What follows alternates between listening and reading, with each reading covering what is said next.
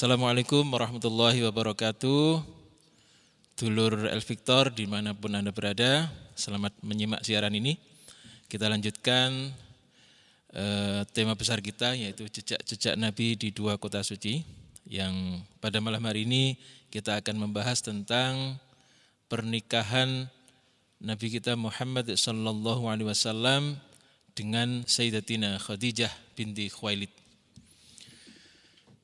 Para pendengar semuanya, perasaan kagum yang dialami oleh Khadijah ini lambat laun berubah menjadi perasaan cinta. Perasaan ingin mendapatkan perlindungan dari seorang laki-laki. Nah, pernyataan-pernyataan dari sepupunya yaitu Waraqah bin Naufal ini seakan-akan menjadi pupuk bagi perasaannya yang semakin lama semakin membesar. Nah, ia tahu bahwa cinta itu memang tumbuh dari hatinya. Ini adalah sesuatu yang wajar bagi seorang wanita, yaitu mendapatkan pendamping untuk mengarahkan hidupnya dan bisa melindunginya. Bahkan ia juga meyakini bahwa rasa cinta itu merupakan rencana besar. Karena Sayyidatina Khadijah ini sudah mendapatkan berita-berita tentang kenabian. Dan tanda-tanda itu ada pada Nabi Muhammad, pada Muhammad yang masih muda itu. Masya Allah.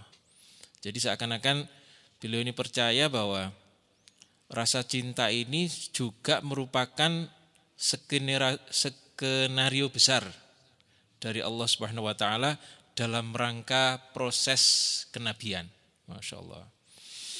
Tetapi di balik perasaan itu juga terbersit keraguan, Mas Barir. Sebab dia ini sudah berumur 40 tahun, sementara Nabi masih 25 tahun. Ini kalau ukuran, walaupun ukuran sekarang juga masih ini, kurang, bukan ideal ya, bukan usia yang ideal. Yang laki-laki 25 tahun, yang wanita 40 tahun. Sehingga ada perasaan ragu. Pantaskah bahwa dia ini akan menikah dengan Muhammad, pemuda yang bahkan usianya jauh di bawahnya. Lalu bagaimana dengan komentar-komentar orang-orang Quraisy, orang-orang Mekah? Dia ini menolak lamaran beberapa laki-laki, tetapi dia justru akan melamar seorang pemuda yang umurnya jauh di bawahnya untuk dirinya sendiri. Masya Allah. Ini salah satu keraguan daripada Sayyidatina Khadijah. Nah, Mas Bari, dalam tradisi Arab ini mirip dengan kita di Jawa, bahwa wanita itu hanya boleh menunggu lamaran laki-laki. Jadi enggak begitu pantas kalau yang lamar atau yang menanyakan dulu itu perempuan. Enggak begitu pantas.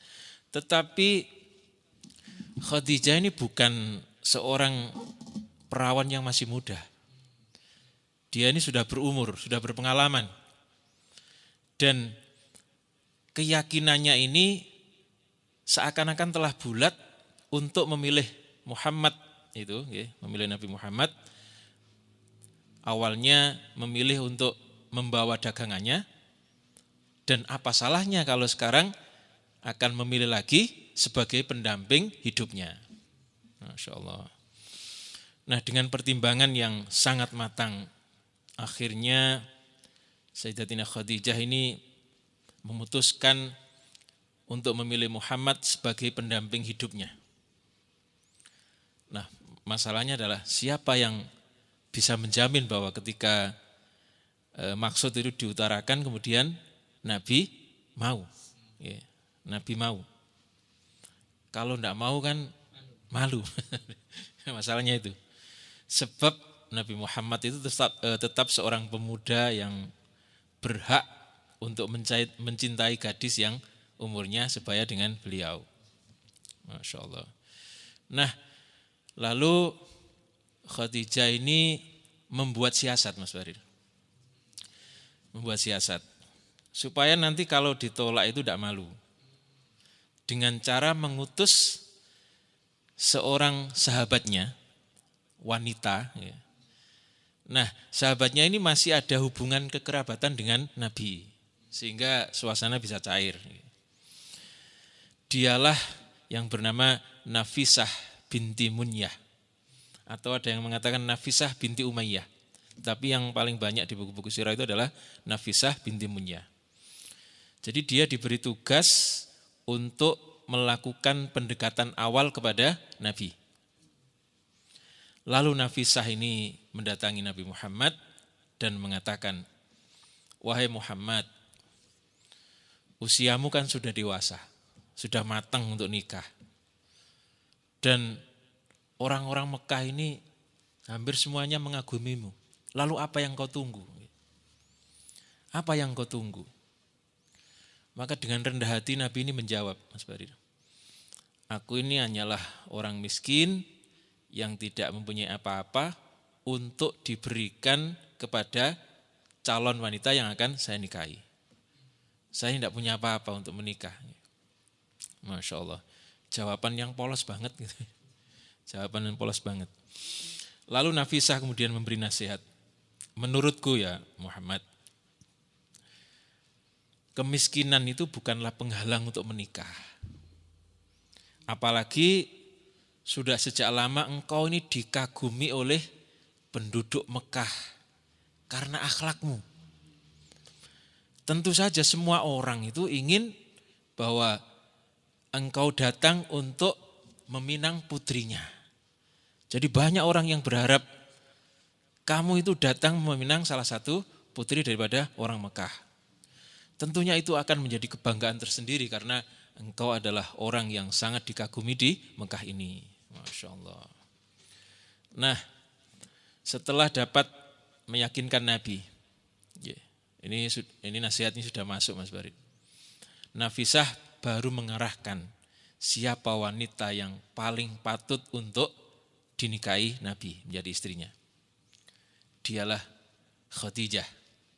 Jadi tidak langsung saya dipesini Khadijah untuk menyampaikan ini, tidak, tapi dijajaki dulu ya. Alasannya sederhana. Alasan Nafisah binti Munyah ini kepada Nabi. Alasannya begini. Kenapa saya mengatakan yang paling patut adalah Khadijah? Alasannya sederhana. Dialah wanita yang cantik. Jadi umurnya sudah 40 tahun tapi cantik, ya, masih cantik. Kemudian kaya. Nasabnya bagus. Pandai menjaga kehormatan dan akhlaknya sangat luhur. Masya Allah. Jadi begitu nama Khadijah ini disebut, Nabi terkejut Mas Barir. Nabi terkejut, rodok kebingungan. Masa bisa saya menikah dengan Khadijah, wanita yang sangat terpandang dengan kekayaan yang sangat luar biasa. Masya Allah. Beliau menganggap bahwa pilihan Nafisah itu terlalu berlebihan. Terlalu berlebihan kalau Khadijah. Masya Allah. Maka dengan raut muka penuh penasaran, beliau bertanya, "Bagaimana mungkin aku yang miskin ini menikah dengan saudagar kaya raya seperti Khadijah? Dari mana saya nanti akan mendapatkan maharnya?" Biasanya kalau orang kaya itu maharnya banyak Mas Bari. Masya Allah. Nafisah kemudian menjawab, "Wahai Muhammad, jika engkau memang setuju dengan usulanku, yaitu menikah dengan Khadijah, tenanglah, tidak usah engkau risaukan masalah mahar. Biar aku nanti yang akan mengatur semuanya." Masya Allah. Jadi inilah utusan. Jadi untuk menjaga wibawa yang mengutusnya, Nafisah tidak langsung mengatakan bahwa Khadijah yang menginginkan semuanya itu. Jadi masih dirahasiakan. Nah, para pendengar setia El Victor, selesai pertemuan dengan Nabi, Nafisah kemudian segera menemui Khadijah untuk mengabarkan, melaporkan hasil pendekatan awal. Melaporkan hasil pendekatan awal. Lalu setelah mendengar penjelasan dari Nafisah, Khadijah ini kemudian mengundang Nabi ke rumahnya, Mas Barid. Mengundang Nabi ke rumahnya. Disitulah Khadijah memberanikan diri mengungkapkan pinangannya secara langsung. Jadi ini menunjukkan bahwa Khadijah ini adalah orang yang kepercayaan dirinya luar biasa. Dia siap ditolak. Jadi kadang-kadang orang itu tidak siap ditolak, Mas Barid. Masya Allah, ini adalah Khadijah. Kepercayaan dirinya sangat tinggi. Sekaligus keberaniannya untuk menuntut hak. Jadi maksudnya begini, sementara ini yang berhak memilih, berhak meminang adalah laki-laki. Dan dia menuntut haknya bahwa wanita juga berhak meminang dan berhak memilih. Dan itu dilakukan kepada Nabi.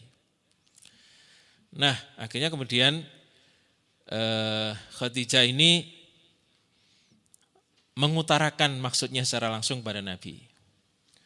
Khadijah ini begitu menyampaikan kepada Nabi bahwa dia ini ingin memperlihatkan bahwa urusan-urusan wanita juga bisa ditangani sendiri. Dia berhak melakukan apapun untuk kebahagiaannya dan boleh menerima siapapun yang pantas menjadi tamunya. Nah, Nafisah memang membantunya melakukan pendekatan awal untuk menjajaki kemungkinan diterima apa enggak.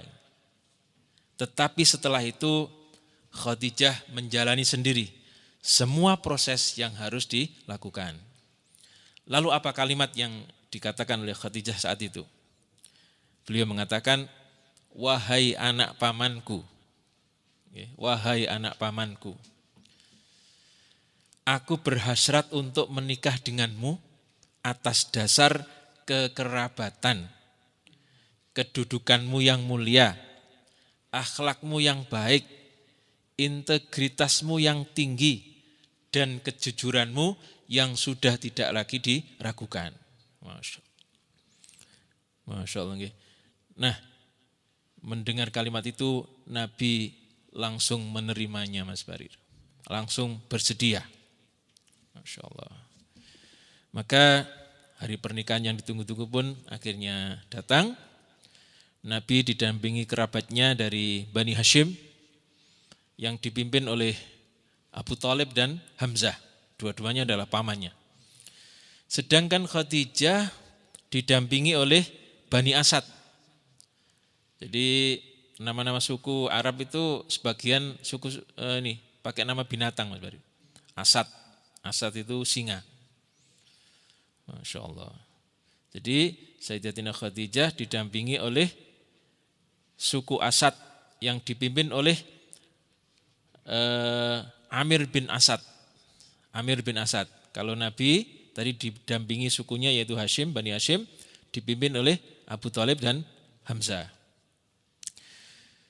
Abu Thalib kemudian membuka pidato. Segala puji bagi Allah yang telah melahirkan kita sebagai anak keturunan Ibrahim dan Ismail. Jadi orang-orang Mekah itu rata-rata keturunan Ibrahim dan Ismail. Segala puji baginya yang telah melahirkan kita sebagai anak keturunan Ibrahim dan Ismail. Segala puji baginya yang telah menjadikan kita penjaga rumahnya dan pemelihara tanah sucinya, yaitu Ka'bah dan tanah suci Mekah itu. Dia yang menjadikan kediaman kita aman dan diziarahi banyak orang. Jadi dari dulu Mekah itu menjadi pusat ini ziarah. Dia pula yang menjadikan kita berkuasa atas orang-orang lain atau suku-suku di luar Mekah. Keponakanku ini, Muhammad bin Abdillah ini, tidak bisa dibandingkan dengan pemuda-pemuda yang lain. Pemuda-pemuda manapun, ia pasti mengungguli mereka. Ia memang tidak kaya. Ini masih pidatonya Abu Thalib. Ia memang tidak kaya, tetapi bukankah kekayaan itu akan berubah dan hilang? Dan kalian tahu, di dalam keluarga seperti apa Muhammad itu dilahirkan. Hari ini Muhammad akan menikahi Khadijah binti Khuwailid dengan mahar yang seluruhnya menjadi tanggungan kami. Jadi maharnya ini mungkin urunan dari pamannya gitu Mas Bari, sama uang pribadi Nabi. Ini akan menjadi berita besar dan kehormatan yang agung bagi seluruh orang Mekah. Sebab suku Quraisy itu adalah suku yang paling dihormati. Masya Allah. Jadi itulah pidato yang disampaikan oleh Abu Thalib yang isinya adalah kebanggaan terhadap keponakannya. Nah setelah itu dari pihak Sayyidatina Khadijah kemudian berpidato, yaitu Amir bin Asad, pamannya.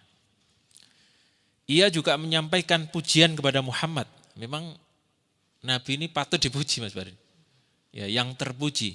Muhammad itu yang terpuji. Dan secara resmi mengumumkan pernikahannya dengan Khadijah. Dengan demikian resmilah pernikahan keduanya. Dan pernikahan itu terjadi setelah 2 bulan 15 hari kedatangan Nabi dari Syam. Jadi Nabi datang dari Syam berdagang itu kemudian kira-kira 2 bulan setengah. Masya Allah. Lalu berapa mahar yang diberikan kepada Khadijah?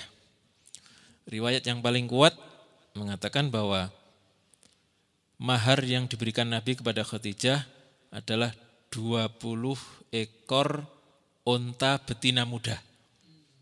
Nah ini unta yang paling mahal. Jadi 20 ekor unta betina dan muda. Bakrah namanya, yang masih perawan. Mungkin. Terutama yang paling kaya itu Abu Lahab. Pamannya Abu Lahab itu paling kaya. Masih ingat ketika Nabi itu lahir, pamannya Abu Lahab itu kan memerdekakan budak, lalu membuat pesta 7 hari 7 malam. Abu Lahab. Yang waktu itu belum menikah Mas Barir. Belum menikah sudah kaya. Mungkin ya, ini saya belum pernah mendapatkan catatan sejarah yang valid. Dari mana uang itu. Tetapi kalau kita runtut dari hasil perniagaan Nabi, kemarin kan Nabi masih punya tabungan ya, kira-kira 2 miliar. Masya Allah. Ya. Jadi maharnya adalah 20 ekor unta betina muda dan emas seberat 12,5 ukiyah. Nah ukiyah ini kalau disetarakan dengan gram itu kira-kira 1 ukiyah itu 28 gram. 28 gram. Nah sekarang kita hitung Mas Barir. Ini sudah saya hitung ini supaya enggak ruwet-ruwet. Yang pertama unta betina itu kira-kira harganya 40 juta. Unta betina muda. 40 juta dikali 20 berarti 800 juta. Nah 12,5 ukiyah emas itu setiap 1 ukiyahnya kira-kira 28 gram dikali 12,5 berarti sekitar 350 gram. Nah kalau sekarang harganya 2 juta berarti 350 dikali 2 juta. Kira-kira 700-an juta. Sehingga kalau ditotal mahar Nabi kepada Khadijah itu senilai 1,5 miliar. Ya. Nah untuk kaya miskin ini ukurannya tidak jelas. Jadi boleh saja orang mengatakan bahwa Nabi itu miskin, boleh juga orang mengatakan bahwa Nabi itu kaya. Kalau miskin tapi kok maharnya segitu, ya. Ukuran orang Indonesia. Nah kalau dibanding dengan saya dan menurut saya pribadi ya kaya. Kaya. Masuk kategori kaya. Bahkan Nabi itu kan sering berdoa supaya dijadikan orang miskin. Berarti kan kaya. Logikanya kalau dia sudah miskin, ya enggak usah berdoa. Tapi karena kaya kemudian beliau berdoa supaya dijadikan orang miskin. Itu logikanya. Nah, ini merupakan salah satu bentuk mahar yang sangat berharga di masa itu. Tetapi Yang terpenting adalah makna di balik mahar tersebut, yaitu ketulusan cinta dan komitmen Nabi kepada Khadijah. Kira-kira Mas Farid, mahar segitu bagi Khadijah kecil apa besar? Kecil, sangat kecil, sangat kecil. Tetapi dengan penuh hormat Khadijah menerima mahar itu dengan sangat hormat, tidak mengecewakan. Nah, orang kalau dikasih terus rodok gak, ini kan kelihatan dari mukanya, tetapi tidak terlihat sama sekali. Jadi Khadijah menerima pemberian Nabi, yaitu mahar itu dengan sangat hormat. Masya Allah. Maka mereka kemudian hidup menjadi suami istri dengan kebahagiaan yang terpancar dari wajah Khadijah. Setelah hidup bersama Nabi, dia baru sadar bahwa ternyata kebaikan Muhammad itu lebih dahsyat dari apa yang didengar selama ini. Masya Allah, kalau dengar selama ini kan orang mengagumi. Ternyata lebih dahsyat daripada itu. Lebih besar daripada itu. Jadi Nabi ini sangat rendah hati. Beliau ini punya pembantu banyak. Khadijah punya pembantu banyak. Tetapi beliau tidak pernah meminta bantuan kepada pembantunya, kecuali memang benar-benar tidak mampu melakukan sendiri. Jadi kalau ada bajunya yang robek, sepatunya yang robek, beliau menjahit sendiri. Sehingga kalau bahasa sekarang itu istrinya ini diratukan. Ya, ini kan sering kalau bahasa sekarang. Istrinya diratukan. Masya Allah, itulah Nabi kita Muhammad SAW. Jadi beliau selalu mengerjakan sendiri apa-apa yang menjadi kebutuhan beliau. Misalnya kalau sekarang itu bikin teh ya, walaupun ada istrinya, walaupun ada pembantunya, tapi kalau beliau bisa sendiri, sedang tidak mengerjakan apa-apa, beliau pasti membuat sendiri. Ini kelebihan Nabi kita. Masya Allah. Okay. Nah, setelah menikah dengan Khadijah ini menyerahkan seluruh urusan perdagangannya kepada Nabi Muhammad SAW. Lalu Khadijah fokus pada bagaimana melayani suami dan semua urusan-urusan rumah tangga. Termasuk mengurusi anak-anaknya. Punya anak berapa kemarin Mas Farid? 3. Ya, 3. Masya Allah. Anak yang dari bawaan Khadijah. Nah nanti setelah beberapa tahun juga akhirnya mereka dikaruniai anak. Yang pertama namanya Qasim. Ya. Qasim, kemudian Zainab, Ruqayyah, Ummu Kulthum, Fatimah, yang satunya Abdullah. Masya Allah. 6. Jadi putra putri dari Khadijah itu 6. Dan perlu diketahui bahwa semua istri Nabi itu yang bisa mendapatkan keturunan adalah Sayyidatina Khadijah 6 orang, dan yang satunya Mariatul Qibtiyah, Ibrahim namanya, laki-laki. Dan yang laki-laki ini semuanya wafat ketika masih kecil, belum berumur 2 tahun sudah wafat semua. Lalu putri-putri Nabi itu sampai dewasa, sampai punya anak, tetapi semuanya wafat sebelum Nabi wafat kecuali Fatimah. Semuanya Mas Farid, Masya Allah, bayangkan cobaan yang luar biasa kan? Semuanya wafat sebelum Nabi wafat kecuali Fatimah. Nah Fatimah ini wafat setelah Nabi sekitar 6 bulan. Nabi wafat 6 bulan, setelahnya Sayyidatina Fatimah kemudian wafat. Masya Allah. Itu adalah putra-putri dari Nabi dan Sayyidatina Khadijah. Jadi putra-putra Khadijah ini masih hidup bersamanya. Dan Nabi juga sangat menyayangi mereka. Masya Allah. Nah, sebagai rasa syukur, beliau kemudian membebaskan seorang budak wanita yang berkebangsaan Habasyah atau Ethiopia, ya, dari bangsa Ethiopia. yaitu bangsa yang berkulit hitam. Namanya Barokah bin Sa'labah.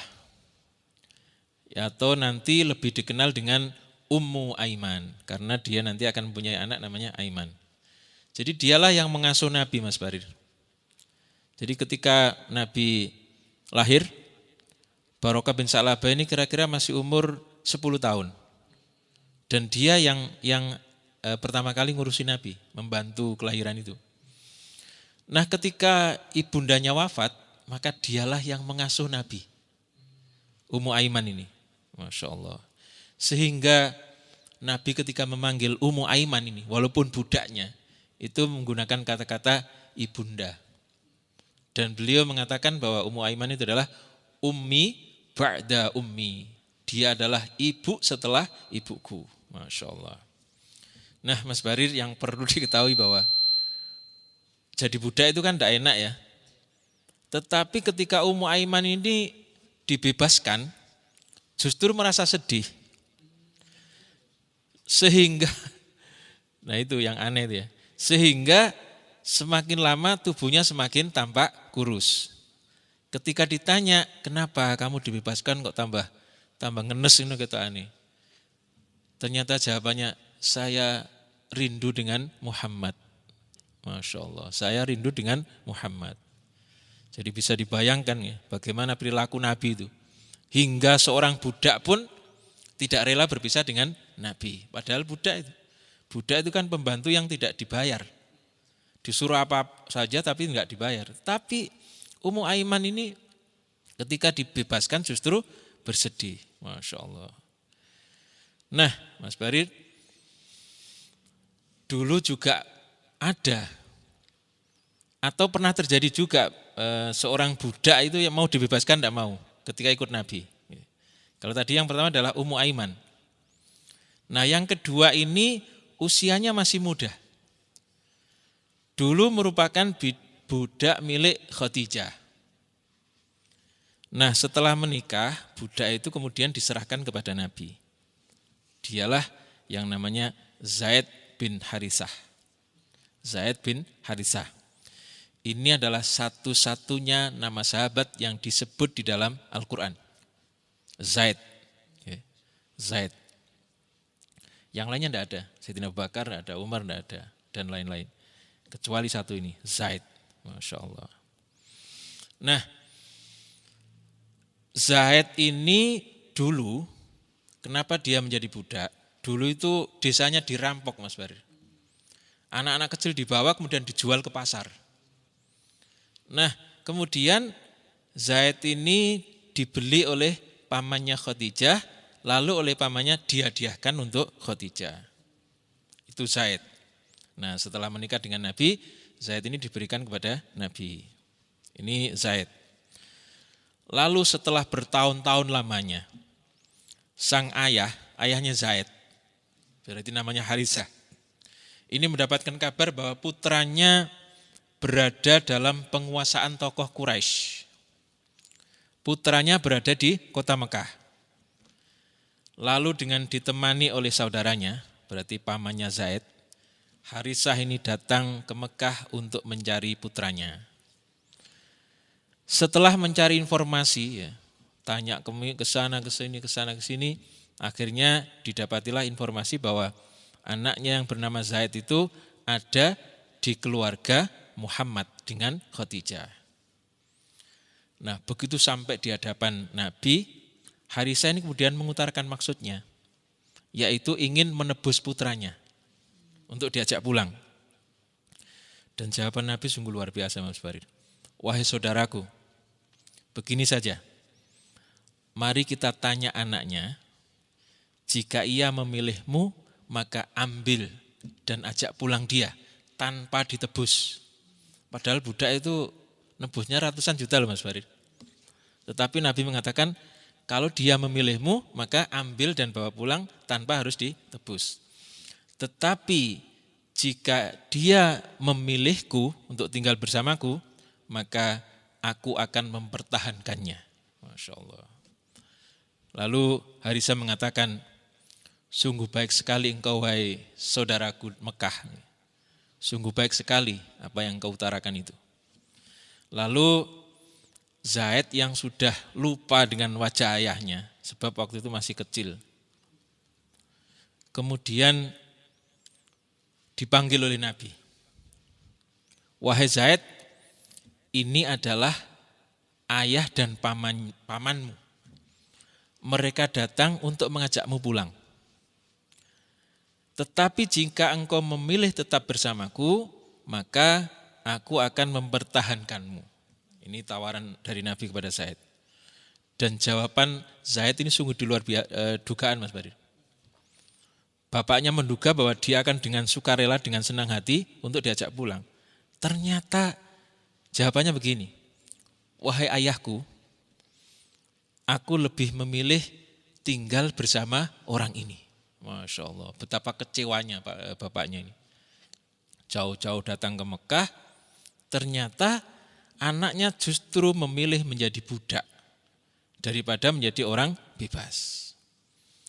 Lalu Harisah ini mengatakan, bodoh sekali wahai engkau anakku, engkau memilih menjadi budak daripada menjadi orang bebas. Masya Allah. Lalu mendengar kalimat ini Mas Barir, Nabi ini ingin menyenangkan orang tuanya. Kalau jadi budak kan orang tuanya nanti sedih ya. Nabi ingin menyenangkan orang tuanya, kemudian menggandeng tangan Zaid, lalu berkata, mulai sekarang dia adalah anakku. Lalu mereka bersama-sama menuju ke Ka'bah dan mengumumkan bahwa mulai sekarang Zaid adalah anak Muhammad. Sehingga dia disebut Zaid bin Muhammad. Masya Allah, ini anak angkat. Ya, anak angkat. Maka awalnya ayahnya yang kecewa itu, ayahnya yang awalnya kecewa, kini menjadi berbangga hati, sangat bangga. Sebab putranya bersama dengan orang terhormat dari suku Quraisy. Suku yang sangat dihormati dan sangat disegani oleh suku-suku Arab, baik di dalam Mekah maupun di luar Mekah atau di sekitar Mekah itu. Masya Allah. Nah, Mas Barir, yang perlu kita ketahui bahwa nanti ini Zaid bin Harisah ini nanti akan ada peristiwa sendiri yang nantinya akan dikembalikan menjadi Zaid bin Harisah. Yang awalnya kan Zaid bin Muhammad ya. Akhirnya nanti akan dikembalikan menjadi Zaid bin Harisah. Dan nanti mengandung implikasi hukum yang berlaku hingga sekarang. Apa peristiwa itu? Kapan kita akan sampai ke sana? Dulur El Victor, pendengar dimanapun Anda berada, untuk sementara sampai sekian dulu. Kita akan melanjutkan pada pertemuan berikutnya.